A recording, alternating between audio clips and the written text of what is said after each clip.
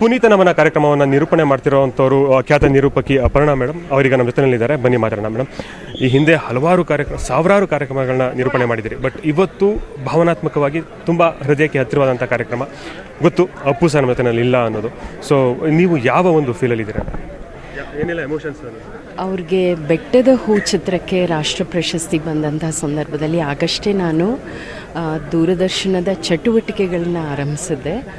ಹಾಗಾಗಿ ನೀನು ಸಂದರ್ಶನ ಮಾಡಿದ್ರೆ ಚೆನ್ನಾಗಿರುತ್ತೆ ಅಂತ ದೂರದರ್ಶನದವರು ನನ್ನನ್ನು ಅಲ್ಲಿ ಕರ್ಕೊಂಡು ಹೋಗಿದ್ರು. ಬೆಳಗ್ಗೆಯಿಂದ ನನಗೆ ಅದು ತುಂಬ ಜ್ಞಾಪಕಕ್ಕೆ ಬರ್ತಾಯಿದೆ. ಅಂದರೆ ಕಣ್ಮುಂದೆ ಇರುವಂಥ ದೃಶ್ಯ, ಪಾರ್ವತಮ್ಮ ಅವರು ಅಲ್ಲಿ ಕೂತ್ಕೊಂಡಿದ್ರು, ಪುನೀತ್ ಅವರು ಪುಟ್ಟ ಇದು ಅಂದರೆ ಒಂದು ರಾಷ್ಟ್ರ ಪ್ರಶಸ್ತಿ ನಂಗೆ ಬಂದಿದೆ, ಅದ್ರ ಮಹತ್ವ ಏನು ಅನ್ನೋದು ಗೊತ್ತಾಗದೇ ಇರೋ ಅಷ್ಟರ ಮಟ್ಟಿಗಿನ ಮುಗ್ಧತೆ. ನನಗೂ ಅವಾಗೇನೂ ಗೊತ್ತಾಗ್ತಿರ್ಲಿಲ್ಲ, ಪ್ರಶ್ನೆಗಳನ್ನು ಹೇಳ್ಕೊಟ್ಟಿದ್ರು, ನಾನು ಇದು ಮಾಡಿದ್ದೆ.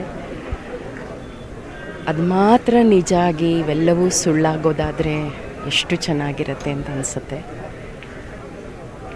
ಅಷ್ಟೇ, ಮೌನ ಒಂದೇ. ಈ ಹಿಂದೆ ಕಾರ್ಯಕ್ರಮಗಳಲ್ಲಿ ಅವ್ರನ್ನ ಭೇಟಿಯಾದಾಗ ಹೇಗೆ ಮಾತಾಡ್ತಾಯಿದ್ರು, ಹೇಗಿರ್ತಾರೆ?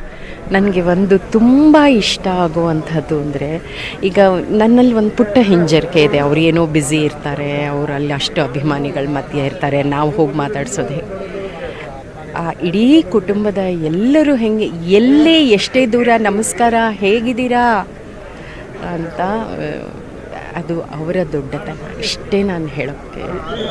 ಲಾಸ್ಟ್ ಯಾವಾಗ ಸರ್ನ ಭೇಟಿಯಾಗಿದ್ದು ಅಥವಾ ಥ್ರೂ ಫೋನ್? ಮಜಾ ಟಾಕೀಸಿಗೆ ಬಂದಿದ್ರಲ್ಲ, ಸೀಸನ್ 3ನಲ್ಲಿ 2ನೇ ಎಪಿಸೋಡ್ಗೆ ಬಂದರು. ನನ್ನ ಪಾತ್ರ ವರಲಕ್ಷ್ಮಿ ಅಜ್ಜಿಯಾಗಿ ಬರ್ತಾಳೆ. ಅದರಲ್ಲೇ ಎಷ್ಟು ನಕ್ಕಿದ್ರು, ಎಷ್ಟು ಇದು ಮಾಡಿದ್ರು ಅಂದರೆ, ಇದು ಹೆಂಗ್ರಿ ಈ ಥರದ್ದೆಲ್ಲ ಹಾಕ್ಕೊಂಡಿದ್ದೀರಾ ಅಂತೆಲ್ಲ ಕೇಳಿದರು. ಒಂದು 10 ಸರ್ತಿ ಅದನ್ನೇ ಮನೇಲಿ ಊಟಲ್ಲಿ ನೋಡಿ ಅದೆಲ್ಲ. ಇವತ್ತಿನ ಕಾರ್ಯಕ್ರಮ ನಿರೂಪಣೆ, ಸೊ ಮಿಕ್ಸ್ಡ್ ಎಮೋಷನ್ಸ್ ಅಂತ ಹೇಳ್ಬೋದು. ಒಂದು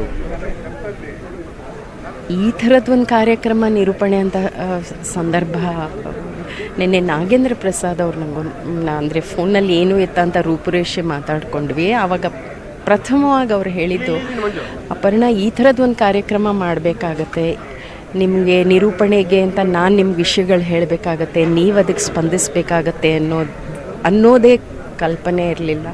ಬಹುಶಃ ದುರಂತವೇ ಇಲ್ಲಿಂದ ಶುರುವಾಗತ್ತಲ್ವ ಅಂದರು.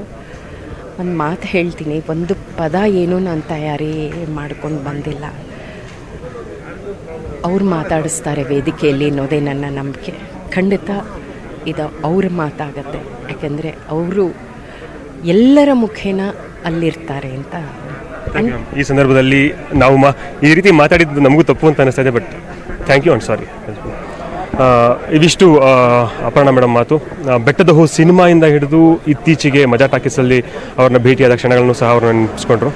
ಇವತ್ತಿನ ಕಾರ್ಯಕ್ರಮಕ್ಕೆ ಯಾವುದೇ ರೀತಿಯಂಥ ತಯಾರಿ ನಡೆಸಿಲ್ಲ, ಅಪ್ಪು ಸರ್ರೇ ನನ್ನಿಂದ ಮಾತಾಡಿಸ್ತಾರೆ ಅನ್ನೋ ಒಂದು ಭಾವನಾತ್ಮಕವಾಗಿ ಮಾತನ್ನು ಸಹ ಹೇಳಿದ್ರು.